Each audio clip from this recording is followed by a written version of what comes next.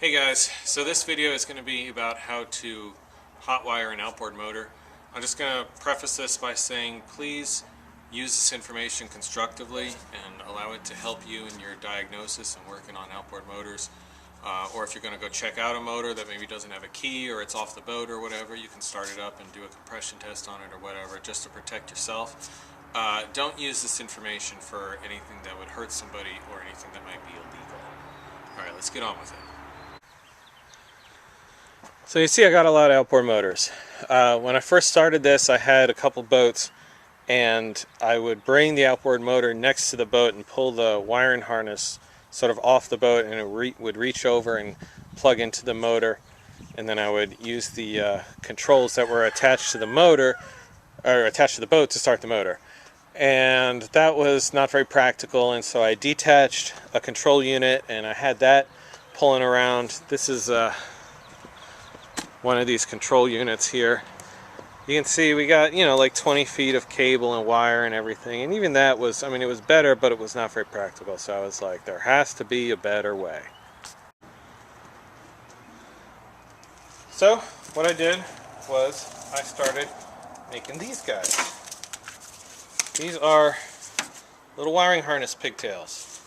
You got an ignition switch on one side and then the plug-in for the motor on the other side. This one's for OMC, Johnson and Evinrude's, and just this will start pretty much any motor that's set up for controls that was made by Johnson or Evinrude from like 1975 to 1999. I'm talking from the 9.9s all the way up to the 225s or even bigger. If there's a red plug, this one will start it. Here's one I made for Yamaha. Same thing. This one will start about 20-25 years worth of Yamahas.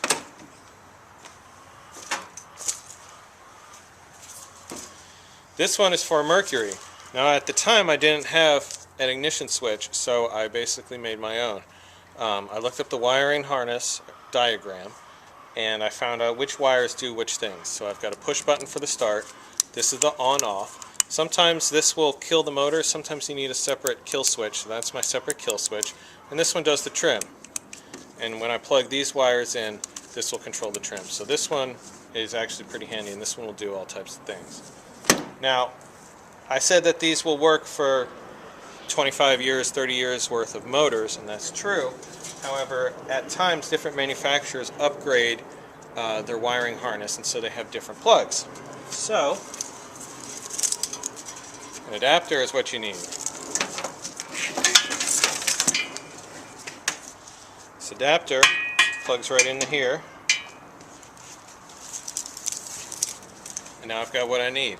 Now this one will start everything from 99 on up to the present era, fuel injected included.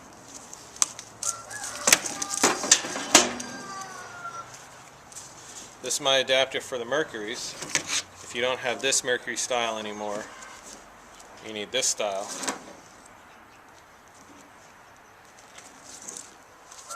Boom. That's all there is to it. So how do you make one of these things? So you got a couple of different options, and it all really depends on what you're working with here. A lot of times when I get an outboard motor in, I will find that someone had just taken a hacksaw or a sawzall or whatever to all the controls and wiring and everything and just chopped it all off, ripped the thing off their boat. That's a real quick way to do it, but it's a little bit wasteful because it ruins the control unit. However, it will often leave me with something like this, just a wire with the plug on the back. So what I do on this one is strip this down. All my wires are color coded, and then I can take an ignition switch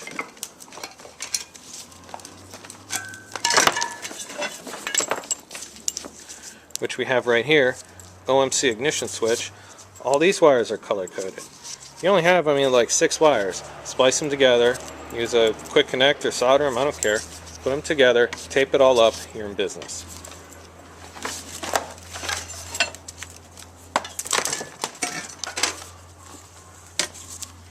Same thing, if you have a full wiring harness like this, that's 15, 16, 20 feet long, you can do the same thing.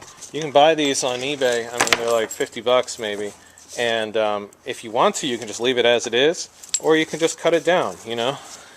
Give it the old chop right here, splice them together, or just chop it here, disconnect them all, and put eye hooks and do it in the right way, and then you can waterproof it like this guy has done previously. Whatever you want to do.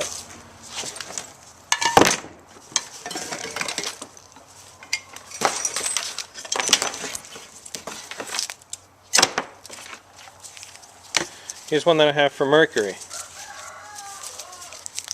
Now I can make the same type of switch that I did before with just an on-off switch and a push button switch. I can have one of these harnesses set up pretty easily, pretty quick. This is one for a force motor. You can see someone did the same thing, just gave it a chop. Force motors don't plug in, they have these individual little screws, like these little guys that connect into screws, and so that's how you connect them up. But really, it's all the same concept. You just strip this down, put an ignition switch, and you're done. So this is a 2003 Mercury 25 horsepower Bigfoot long shaft 4-stroke outboard motor. It's a really nice motor.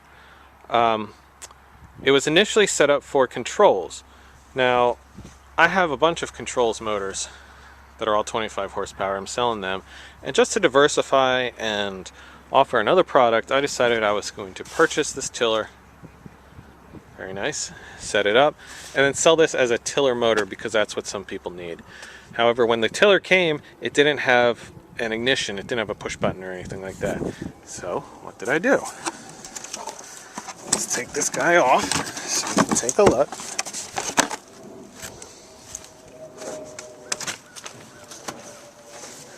I made them a pigtail.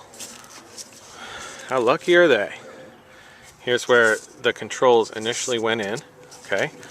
And I just chopped this. This comes out here, and it goes to this key switch, which just sort of hangs down, and it just hangs down next to the battery cables. So rather than have a button right here, on-off button or whatever that starts the motor, they have this key switch. Now, this is a little bit extra security because they can choose to either bring the key with them when they go inside, or they can just disconnect the whole thing, and that way someone can't run off with their boat. Not too bad. And they can use this little pigtail thing that I made them to start up all kinds of other Mercury motors. Check out this one. It's a 125, exact same plug. They could start this one up with that key. Wonder what's in this one.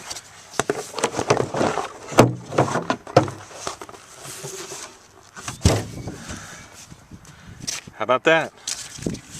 Same plug. Same plug. I mean, it's really not that hard. Alright guys, thanks for watching. If you have any questions, let me know.